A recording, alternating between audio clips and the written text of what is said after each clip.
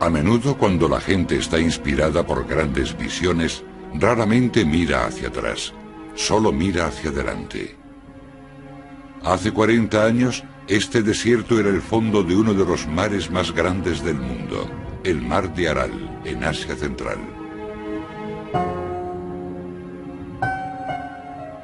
Durante generaciones, esta gigantesca reserva de agua fresca proveyó de peces a millones de personas. Pero hace poco más de medio siglo, las autoridades comenzaron a hacer realidad una visión mastodóntica. Las aguas del Mar de Aral iban a transformar el infinito desierto que se internaba hasta los florecientes campos de algodón. Pronto quedó claro que el proyecto tendría importantes consecuencias para el mar y las comunidades circundantes. Pero en aquel momento, el entusiasmo por dominar la naturaleza superaba toda lógica.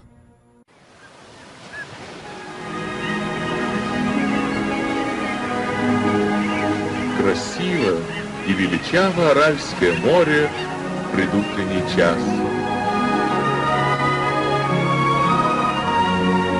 На его необъятных просторах днем и ночью трудятся рыбаки.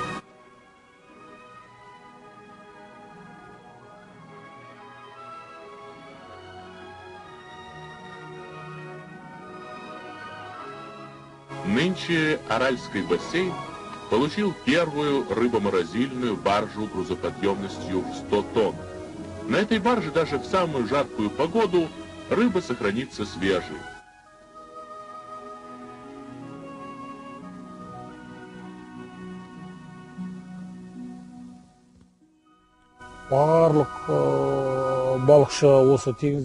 Aquí, en esta zona, todos somos pescadores.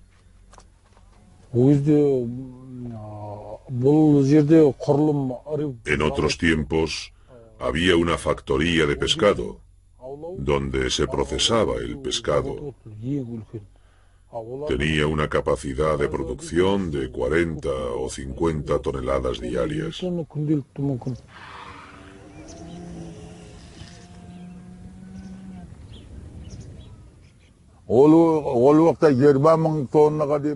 En aquellos tiempos, la captura anual era de unas 20.000 toneladas. Había unas 19 granjas en las costas del Mar de Aral. Había montones de pescado y superábamos las cuotas en un 150 o 200%.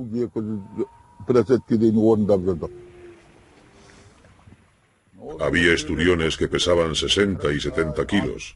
Pescábamos muchas carpas y muchos cirulos enormes. En aquellos tiempos las carpas de la aldea de Kamisilivas tenían una capa de grasa de 2 centímetros de grueso. Y cuando fileteábamos los cirulos, tenían una piel tan grasa que se nos deshacían en las manos.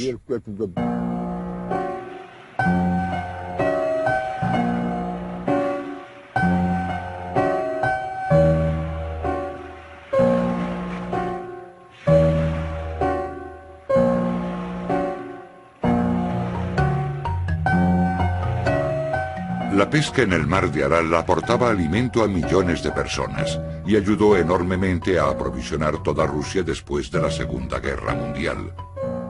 En la zona norte del Mar de Aral, el pescado y el grano y los productos industriales eran cargados y descargados en grandes cantidades. La bahía se desarrolló rápidamente.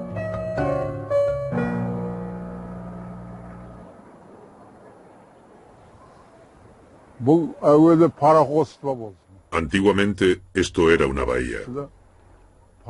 Yo comencé a trabajar aquí en 1944. El barco que tenemos aquí detrás de mí se llama Kirov, un barco para el transporte de pasajeros con una capacidad para 200 personas. En aquellos tiempos había 12 barcazas. Cada una podía cargar 550 o 600 toneladas.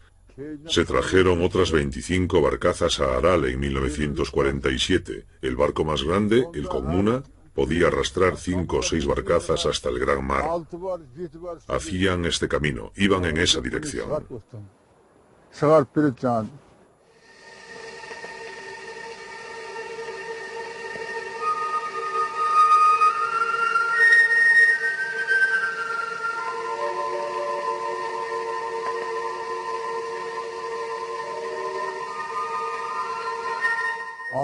La naturaleza de Aral era muy hermosa.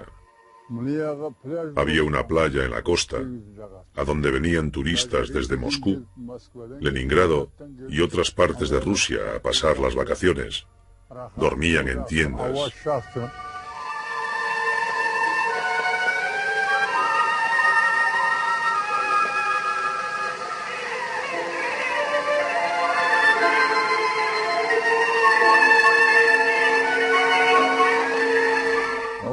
El agua y el aire eran muy limpios aquí por aquel entonces.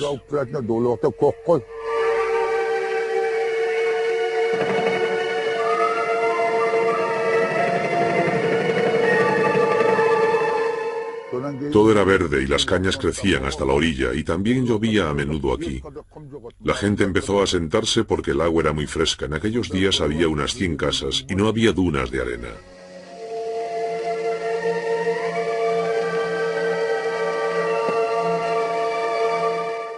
El mar estaba muy cerca de mi casa, justo aquí. Todos los días, después de salir del colegio, todos los niños de la aldea íbamos a nadar y a jugar a la orilla del agua.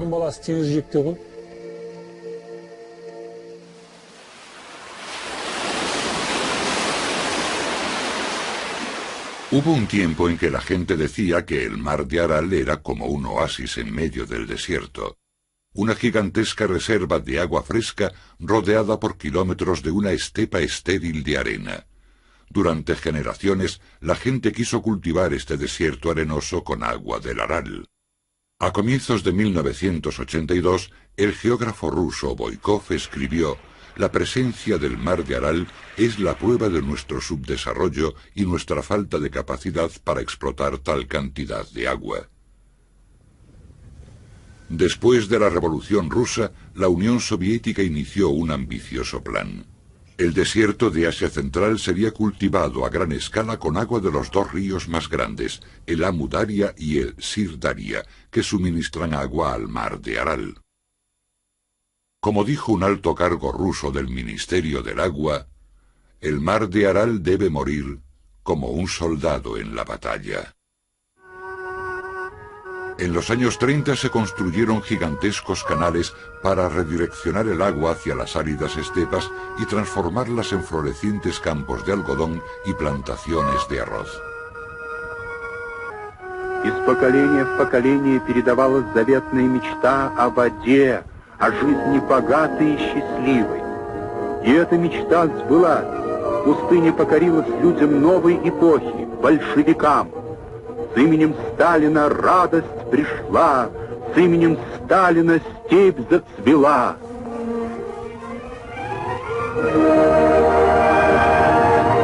С помощью великого русского народа трудящиеся братских республик Казахстана и Узбекистана обуздали своенравную Сырдарью.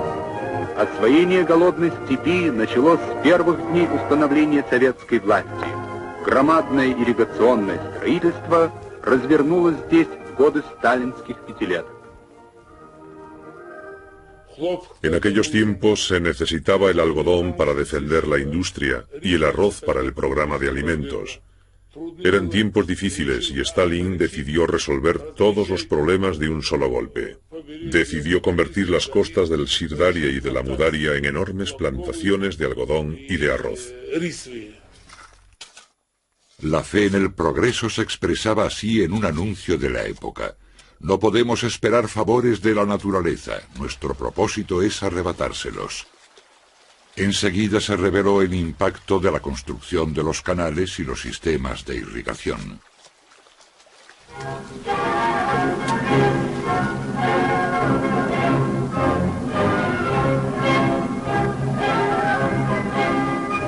When the fields of Moscow get white with snow, the fields of Uzbekistan and Central Asia are still white with cotton.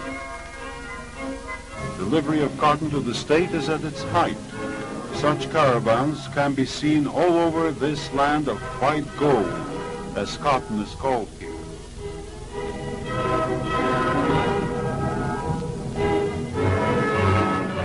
A finales de los años 50, la gente ya sabía que el incremento constante en la producción de algodón podía tener un serio impacto sobre el mar de Aral. El presidente de la Academia de la Ciencia de Turmenia, Babayev, dijo a finales de los 50: «Yo pertenezco a ese grupo de científicos que creen que secar el mar de Aral aporta mayores ventajas que conservarlo. El cultivo de algodón por sí solo puede cubrir las pérdidas de la industria y la pesca que hay hoy en el mar de Aral».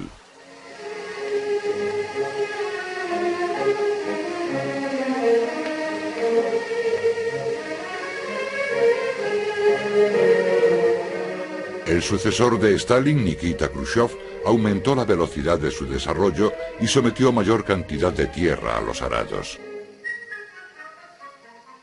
A finales de los años 50, Khrushchev introdujo el llamado Esquema de las Tierras Vírgenes, destinado a convertir 250.000 kilómetros cuadrados de las estepas de Kazakh en campos de algodón, un área del tamaño de Italia.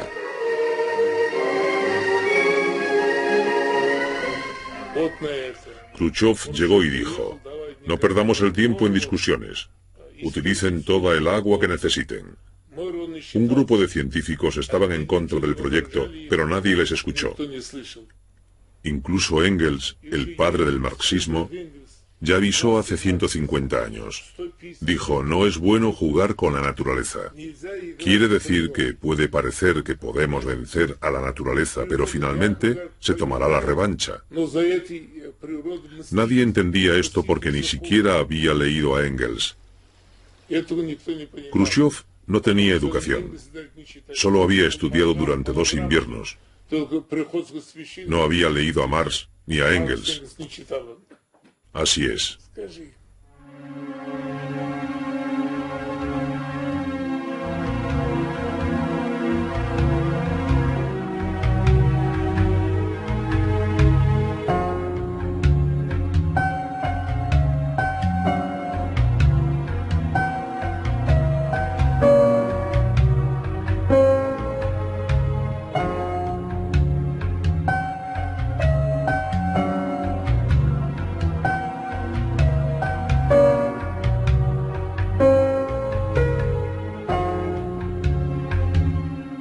Pasaron algunos años antes de que la irrigación dejase su huella sobre el mar de Aral, pero a finales de los años 60 los resultados empezaban a ser evidentes para todos.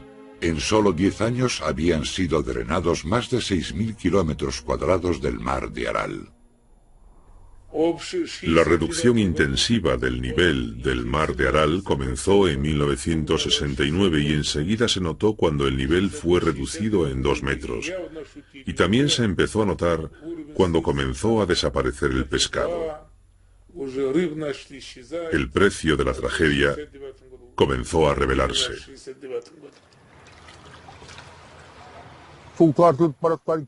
Nosotros empezamos a darnos cuenta de que el mar se retiraba de la aldea año tras año. Veíamos que los peces se morían y que iba aumentando la salinidad del mar. ¿Pero qué podíamos hacer nosotros? Nada. No podíamos abandonar nuestra aldea, a nuestros padres. Nuestros ancestros han vivido y muerto aquí. Los pescadores son gente humilde. Igual que los peces en el agua son silenciosos, así son los pescadores. No es normal que los pescadores causen conflictos. Incluso cuando los peces empezaron a morir, ellos, los pescadores, siempre guardaron silencio. La producción de algodón aumentaba a medida que se consumía el agua de los ríos que desembocaban en el mar de Aral.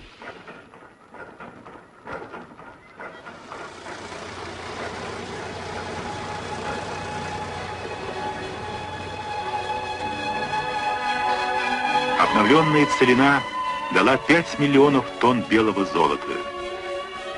В 4 раза увеличилась промышленная продукция голодной степи, что во многом позволило выращивать здесь самый дешевый хлопок. Затраты, вложенные на освоение, давно уже окупились.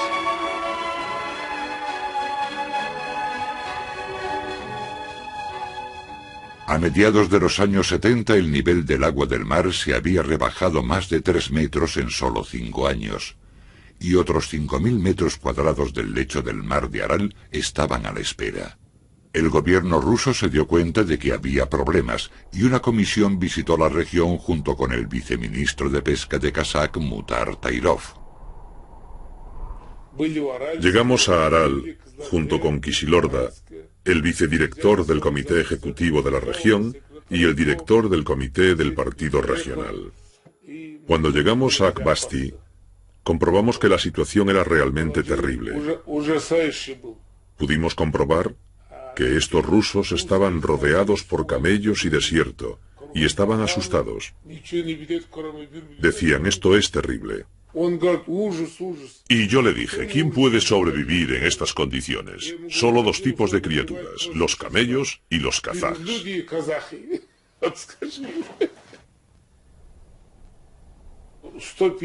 Había unas 150 personas, en pequeños grupos a lo largo de la calle. Los camaradas de Moscú dijeron, estamos muy preocupados por vosotros, pero no hay otra solución más que trasladaros a otras regiones donde hacen falta pescadores y podemos ayudaros económicamente.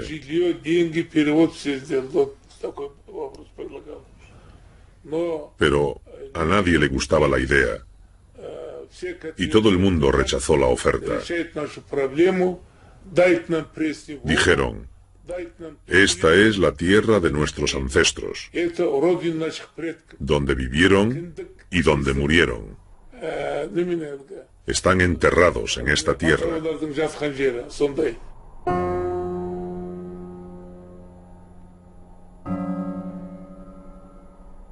Pero cuando las costas del mar de Aral se alejaban cada vez más de las aldeas, miles de personas se dieron cuenta de que no tenían otra elección más que la de mudarse a otra zona. La mitad de la aldea se trasladó entre 1966 y 1978 y se paralizó toda la vida en esta zona. El nivel del río Sirdaria bajó drásticamente. Los árboles de la aldea empezaron a secarse y a morir. El nivel del mar bajaba rápidamente. La última vez que yo recuerde que pude nadar en él fue en el año 1978.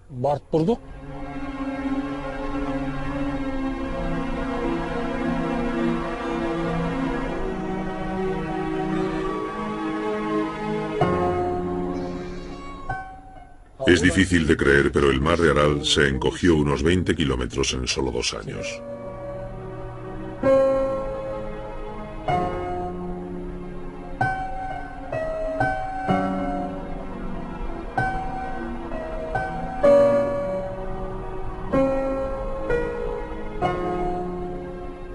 A finales de 1970, la industria pesquera había cesado su actividad por completo.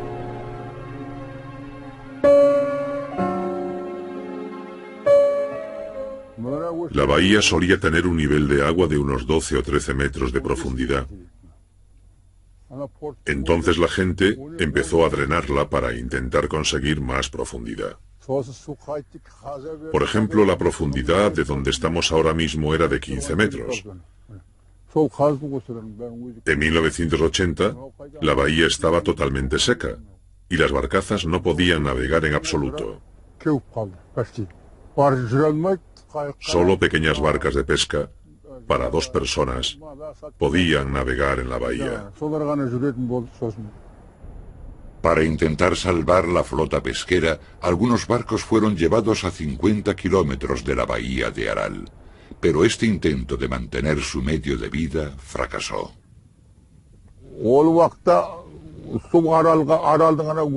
Había un profundo lago cerca de la aldea de Jambul, y allí se llevaron algunos barcos. Pero cuando bajó el nivel del agua, ya no se pudieron sacar de aquel lago nunca más.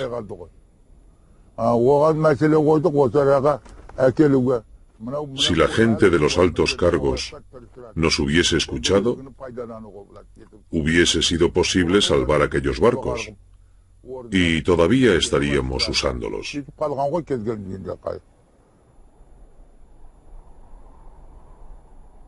Se crearon varias comisiones para decidir lo que se podría hacer para intentar reducir la desertización del mar de Aral, pero poco hicieron. Para intentar evitar la decadencia de la industria pesquera, trasladaban pescado en trenes desde zonas remotas como el mar Báltico o el mar de Japón. Рыбоконсервный завод существует только для того, чтобы дать работу местным жителям. Эту мороженую рыбу везут с Атлантики, Дальнего Востока. Не надо думать о модернизации, санитарии. Сгодится и так.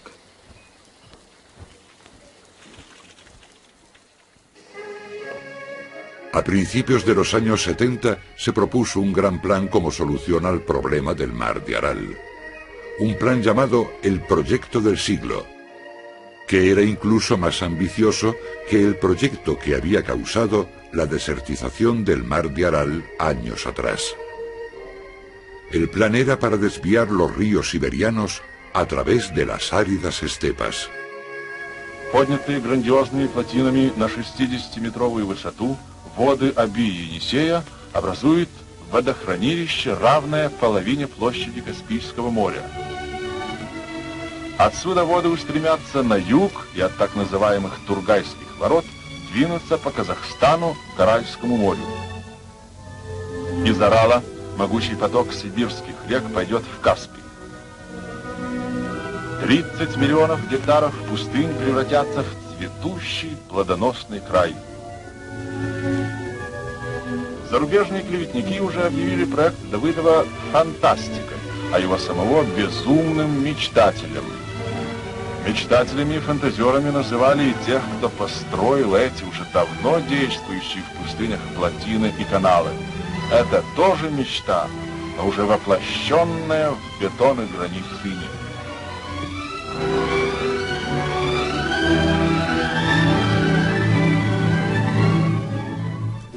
Cuando se estaba debatiendo la canalización del agua de los ríos siberianos, todo el mundo guardaba silencio sobre el mar de Aral. Pensaban que el agua de Siberia podía llegar a la región, rellenar el mar de Aral y restablecerlo.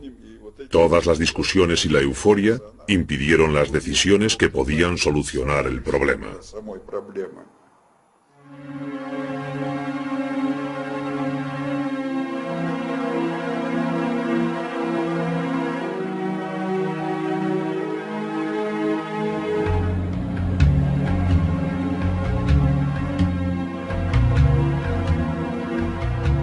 A mediados de los años 80 se hizo evidente la magnitud de la catástrofe en toda su extensión. El nivel del agua descendió 14 metros y ahora el mar solo tenía una tercera parte del tamaño que había tenido a comienzos de los 60. Cambió el clima de la región y comenzaron a aparecer tormentas de arena y sal del lecho del mar desierto, y la gente comenzó a tener problemas de salud. En el periodo que va de 1973 a 1988, el número de casos de fiebres tifoideas aumentó 29 veces, y la tasa de mortalidad infantil aumentó enormemente. La información sobre la magnitud de la catástrofe no llegó a oídos de la gente hasta la reforma política de Gorbachov a finales de los años 80.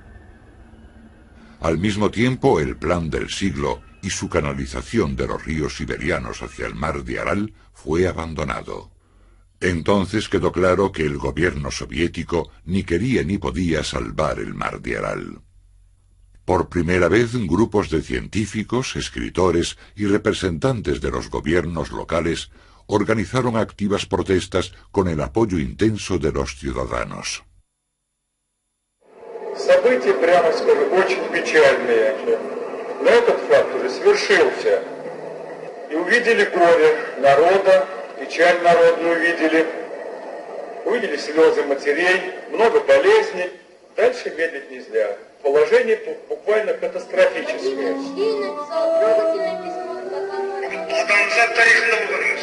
En una reunión multitudinaria en Aral, la gente gritaba con rabia, quizás por primera vez. Эта трагедия продолжается вот уже 20 лет. И никому нет дела до того, что с нами происходит. Я войну прошел, 40 лет от ран страдаю. Но эта новая беда кажется мне страшнее войны. Вокруг только смерть.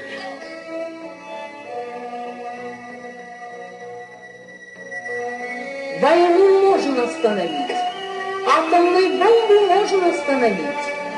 Самолет можно остановить, но это невозможно остановить. Мы говорим здесь, а там природа свое дело делает. То, что натворили наши, в кавычках, величайшие ученые. Как я могу говорить о таких ученых, что они умирают в утробе? Ведь когда-то, в лихолетие, Арал спасал всю страну. Так позже сейчас вся страна поможет Аралу и спасет его.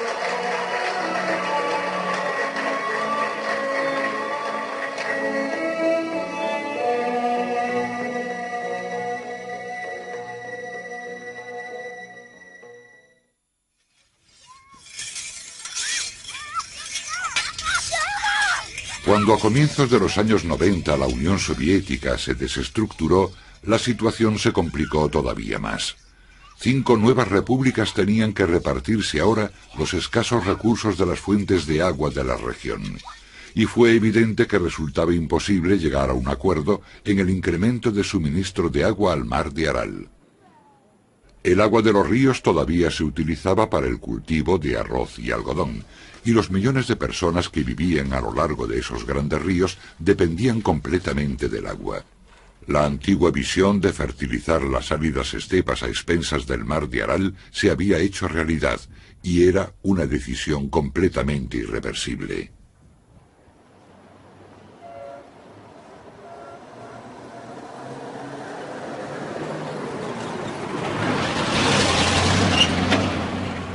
Hoy la región todavía está profundamente marcada por las transformaciones.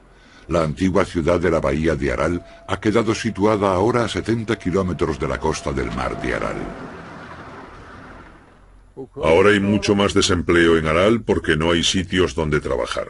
Todas las fábricas industriales de la región comenzaron a cerrar. La gente tenía que sobrevivir de alguna manera, así que la mitad de la población emigró. Muchas de las aldeas cercanas están ahora rodeadas de desierto. Limpiamos la aldea completamente hace 2 meses, pero ahora ya está cubierta otra vez de arena. Pero no nos vamos a mover de aquí, aunque esté cubierta de dunas de arena, porque las tumbas de nuestros antepasados están aquí. Esperaremos a que regrese el mar. Lo que una vez fue el mar de Aral está ahora dividido en 2 mares. El nivel del agua de la zona sur ha disminuido más de 20 metros del nivel que existía a comienzos de los años 60. Pero el nivel en la zona norte, sin embargo, se ha estabilizado gracias a la construcción de diques que reducen la corriente del agua entre el norte y el sur, y los peces empiezan a regresar. Hoy capturamos unos 700 kilos de pescado. Y nuestros ingresos en el día de hoy han sido de unos 300 tenge, aproximadamente $20 por persona. No es así todos los días. Todo depende del tiempo. Si el tiempo es bueno, la pesca también será buena.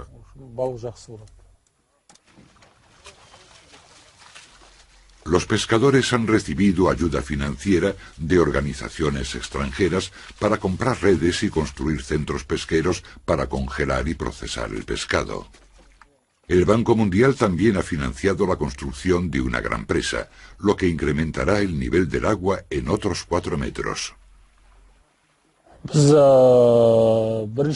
Después de la desestructuración de la Unión Soviética, quedaban pocas esperanzas. Y hasta hace poco, Durante estos últimos años, no se podía pescar en el mar.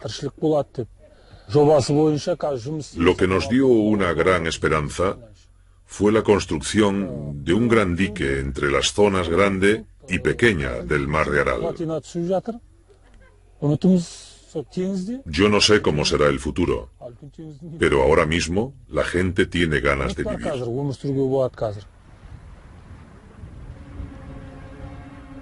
En la actualidad, los pescadores de la zona norte hacen capturas de 1000 toneladas de pescado, apenas el 5% de lo que capturaban en los años 60. En la zona sur, la catástrofe es definitiva. El nivel del agua continúa bajando y se calcula que el mar desaparecerá totalmente dentro de 15 años.